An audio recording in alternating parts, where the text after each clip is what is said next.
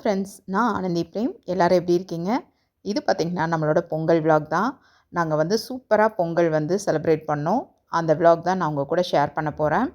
Morning பார்த்திங்கன்னா நான் வந்துட்டு சூப்பராக ஒரு கோலம் போட்டாச்சு. பானை வச்சு சிம்பிளாக நம்ம அப்பார்ட்மெண்ட்டில் வந்து சின்ன இடம் தான் இருக்கும். அதனால் வந்து அதுக்கு தகுந்த மாதிரி சூப்பரான ஒரு கோலம் போட்டாச்சு. கோலம் போட்டுட்டு பார்த்திங்கன்னா அதுக்கப்புறமா தான் நம்ம வந்து குளிச்சுட்டு வந்து அதுக்கப்புறமா பொங்கல் வேலையெல்லாம் பார்க்குறதுக்காக ரெடி ஆகிட்டேன். இப்போ பார்த்திங்கன்னா நம்ம வந்து பொங்கல் பண்ணுறதுக்கான எல்லா ஐட்டம்ஸும் எடுத்து வச்சாச்சு. சக்கரை பொங்கலும் வைக்கிறேன், அதே டைமில் வெண்பொங்கலும் வைக்கிறோம். அதனால் அதுவும் எடுத்து வச்சாச்சு. அப்புறமா பார்த்திங்கன்னா உளுந்த வடைக்கு உளுந்தும் ஊற வச்சாச்சு. இப்போ வந்து நம்ம பானைக்கு பார்த்திங்கன்னா அழகாக குங்குமம் மஞ்சள் எல்லாம் வச்சு நல்லா சாமியை கும்பிட்டுட்டு தண்ணி பார்த்திங்கன்னா அதில் 3/4 பதம் அளவுக்கு நான் தண்ணி வச்சுருக்கேன். அது கூட பார்த்திங்கன்னா நம்ம அரிசி கழுவின 1 கப் அளவுக்கு தண்ணியும் அதில் ஊற்றிக்கலாம். அதுக்கப்புறமா 1 கப் அளவுக்கு பாலும் அதில் சேர்த்திக்கலாம். அப்போ தான் வந்து பார்த்திங்கன்னா நமக்கு அது பொங்கி வரும். அதனால் வந்துட்டு ஊற்றி வச்சுட்டு அதுக்கப்புறமா நல்லா சாமியை கும்பிட்டுட்டு நம்ம ஸ்டவ் ஆன் பண்ணி வச்சிடலாம். இப்போ பார்த்திங்கன்னா அந்த பொங்கலுக்காக வச்சுட்டு நம்ம இப்போ வந்து வெண்பொங்கலுக்கும் நான் வந்து குக்கரில் தான் பண்ண போகிறேன். இதுக்கு பார்த்திங்கன்னா 1/2 கப் அளவுக்கு நான் வந்து அரிசியும் 1/2 கப் அளவுக்கு பாசிப்பருப்பும் எடுத்து கழுவி 1 மணி நேரத்துக்கு முன்னாடியே ஊற வச்சாச்சு. தண்ணி 4 கிளாஸ் அளவுக்கு தண்ணியும் எடுத்தாச்சு. அதுக்கு தேவையான அளவு உப்பும் போட்டுட்டு 1 டீஸ்பூன் அளவுக்கு நம்ம ஜீரகமும் போட்டு ஒரே ஒரு சின்னதாக கட்டி பெருங்காயமும் போட்டுட்டு அதுக்கப்புறமா 1 டீஸ்பூன் அளவுக்கு நெய்யும் போட்டுட்டு இது ஒரு 4-5 விசில் வரைக்கும் நம்ம விட்டு எடுத்துக்கலாம். இப்போ பார்த்திங்கன்னா நம்மளோட சக்கரை பொங்கல் பொங்குறதுக்கான டைம் வந்துடுச்சு. அதனால் வந்து பார்த்திங்கன்னா நம்ம அரிசியெல்லாம் கழுவி எடுத்து வச்சுருக்கோம். அதில் பார்த்திங்கன்னா நம்ம சாமியை கும்பிட்டுட்டு அந்த பானையை சுற்றி தான் போடுவாங்க. அம்மா சாப்பாடு செய்கிறப்பவே வந்து அடிக்கடி அந்த மாதிரி போடுறத நான் பார்த்துருக்கேன். நம்ம பொங்கல் அப்படிங்கிறப்ப நம்ம வந்து சாமியை வேண்டிட்டு நல்லா பொங்கிடுச்சு. நல்லா கிழக்கு பார்த்தே நல்லா பொங்கியிருந்தது. ரொம்ப ஹாப்பியாக இருந்தது.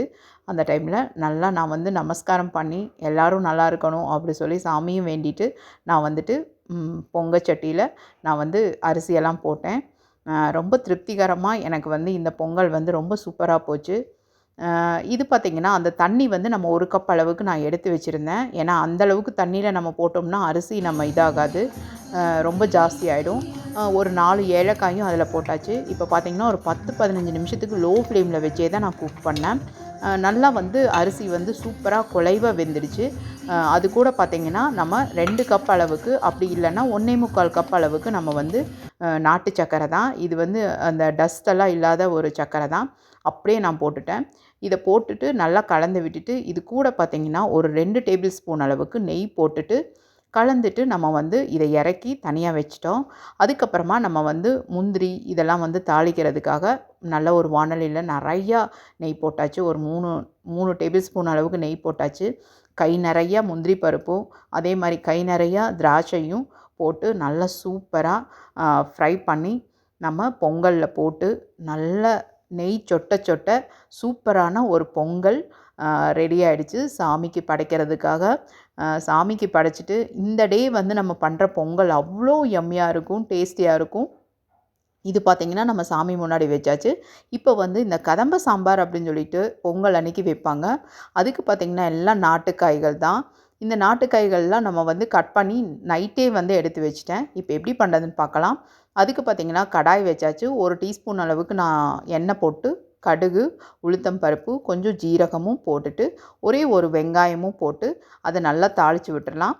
கூடவே பார்த்திங்கன்னா 2 தக்காளி பார்த்திங்கன்னா நான் கட் பண்ணி வச்சுருந்தேன். 2 தக்காளியும் போட்டுடலாம். 2 தக்காளியும் போட்டுட்டு அது நல்லா பார்த்திங்கன்னா வறுபடணும். அப்போ தான் வந்து நல்லாயிருக்கும்.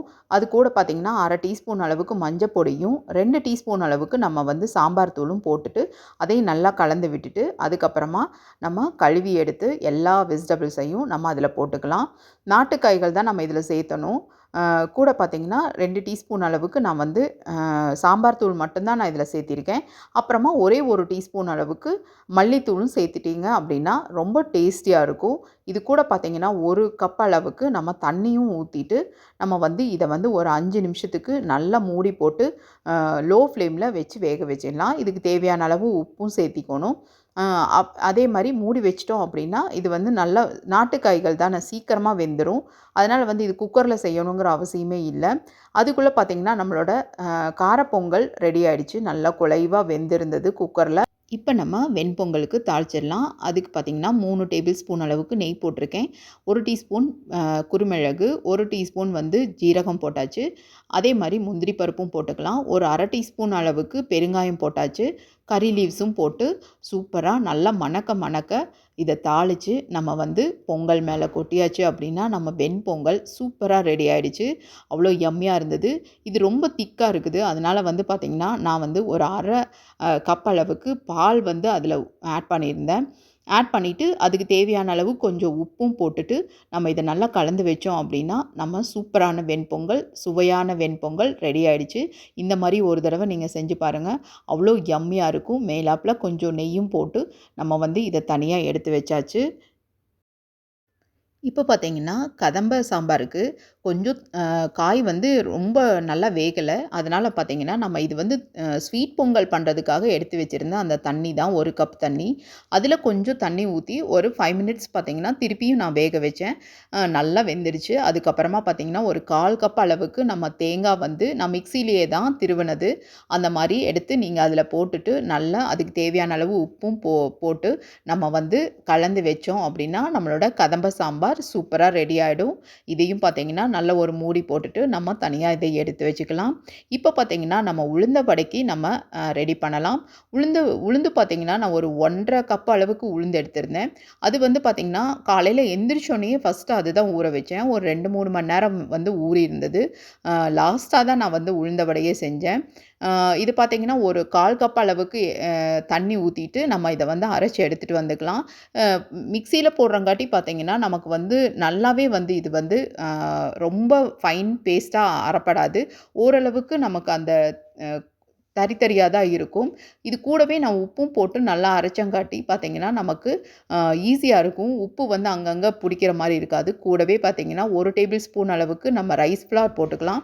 அப்புறமா ஒரே ஒரு ஆனியன் போட்டுக்கலாம்.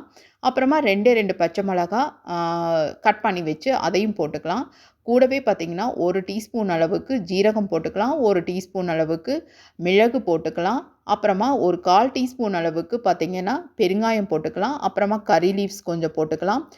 நல்லா போட்டு நல்லா நம்ம வந்து இதை வந்து கலந்து எடுத்துட்டு அதுக்கப்புறமா நம்ம உளுந்த வடை போட்டு எடுத்தோம் அப்படின்னா நமக்கு சூப்பராக நமக்கு கிடைக்கும்.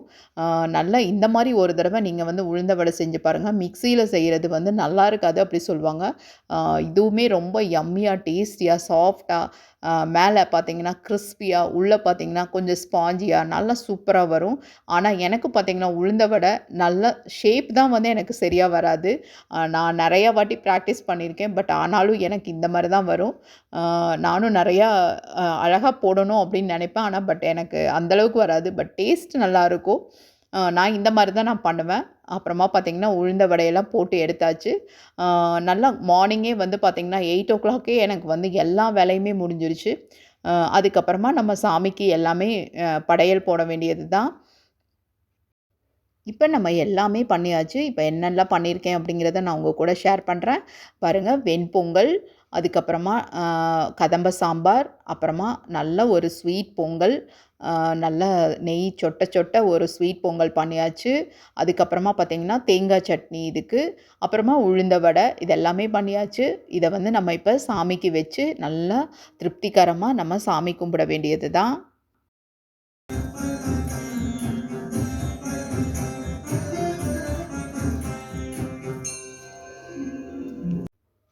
சாமிக்கு எல்லாம் வச்சு நல்லா சூப்பராக மனசார வச்சு நல்லா வந்து நான் சாமி கும்பிட்றதுக்காக சாமியும் பார்த்திங்கன்னா அழகாக டெக்கரேட் பண்ணியிருந்தேன்.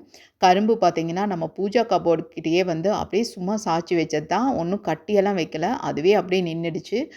ரொம்ப சூப்பராக இருந்தது. பெரிய கரும்பு வைக்க முடியல. அதனால் ஹாஃப் வந்து கட் பண்ணிவிட்டு அப்படியே வச்சுருந்தது. தீபாராதனை காமிச்சாச்சு. நாங்கள் வந்து ஃபேமிலியோட சூப்பராக சாமி கும்பிட்டோம். திருப்திகரமாக நல்லா சாமி கும்பிட்டுட்டு நாங்கள் வந்துட்டு இந்த பொங்கல் டே வந்து எங்களோடது சூப்பராக போயிடுச்சு. இந்த விளாக் உங்களுக்கு எல்லாம் பிடிச்சிருக்கும்னு நான் நினைக்கிறேன். இந்த விளாக் பிடிச்சிருந்தது அப்படின்னா கண்டிப்பாக லைக் பண்ணுங்கள். நம்ம சேனலை சப்ஸ்கிரைப் பண்ணுங்கள். தேங்க்ஸ் ஃபார் வாட்சிங்.